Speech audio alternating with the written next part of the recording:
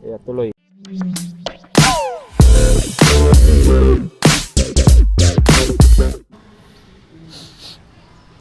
So what's up guys? Dito tayo ngayon sa riverbank dahil binalikan natin yung aso para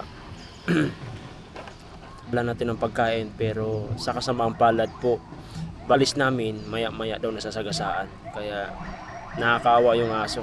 Pinapakain pa namin kahapon ng tinapay. Kaya bumalik talaga ako ngayon para sa ganun mabigyan ko siya ng pagkain. Kaya lang wala na. Sagasaan daw kahapon. Sayang. Napanghinayang guys. Tapos yung nakasagasa wala naman ng puso't damdamin. Iniwanan lang daw. Kaya yun. Saklap. Ayun.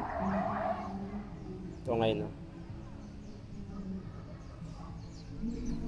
Yan. Hirap.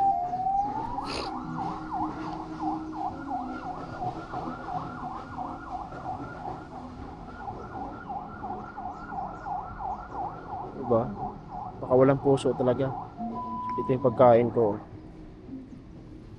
Yung pagkain ko, dinala ko sa kanya, kanin, tsaka sardinas.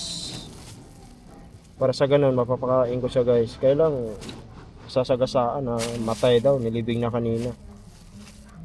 Sayang. Yung sabi ni kuya oh. Kaya tuloy, hindi tayo sayang pagkain. Nagsaing talaga ako para sa kanya eh. Para dalhin ko dito para makakain yung aso. O ganun pa man. Wala. Pero mataas pa rin yung tubig oh. Dito sa ibang ko. Dito kami nag-ensayo. Doon, sa kabila.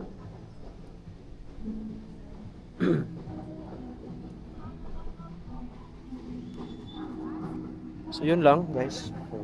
Sa mga nakasagasa ng aso, wala kayong puso. Sa totoo lang. Nakakaawa na nga yung aso, hindi na nga halos makakalakad, hindi nyo pa hinintuan. Para palisin nyo, sinasagasaan nyo talaga. Wala kayo. Karmahin din kayo. Karmahin din kayo sa aso. Sa totoo lang. Kaya pala kagabi pa, hindi ako mapakali. Kaya binalikan ko talaga, galing pa ako ng Paranaque. Parang Marikina, di ba? Kasi gusto ko lang madalhan yung pagkain ng aso, naawa ako dahil sobrang gutom na hindi siya makakalakad. Eh wala, sinasagasaan nyo pa. Kakarmahin kayo nun, niwala kayo sa akin, di ba? Salitang karma, sorry ha, pero yun talaga mangyayari sa inyo. Sino ko ba hayop sa sagasaan nyo? Parang tayo din yan eh, may buhay din yun. Kaya wala kayong bilang sa akin. Wala kayong awa sa mga hayop.